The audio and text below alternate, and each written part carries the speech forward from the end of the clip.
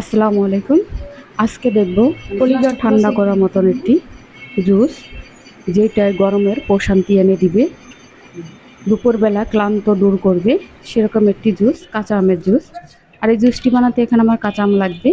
এখানে আমি 1 কেজি পরিমাণ কাঁচা আম নিয়েছি, ছোট ছোট করে কেটে নিয়েছি। আর ভাববেন না এটা পাকা আম, এটা কাঁচা আমি, কারণ ঘরে ছিল তাই কালারটা একটু চেঞ্জ হয়েছে।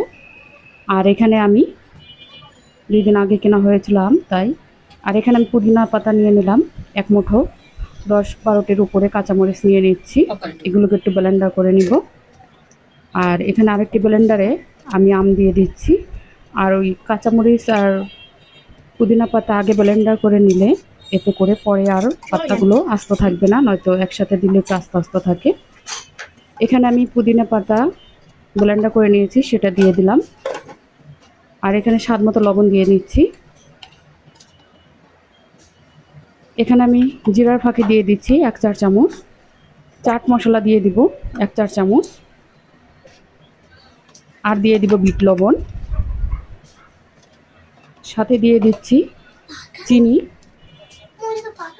এখানে আমি 4 চামচ, চায়ের চামচের 4 চামচ চিনি দিয়েছি। আর এই যে ব্লেন্ডার করে নিয়েছি, আমি ঘনত্বটা দেখিয়ে দিয়েছি। আর একটু পাতলা করব, পরে একটু পানি মিশাবো।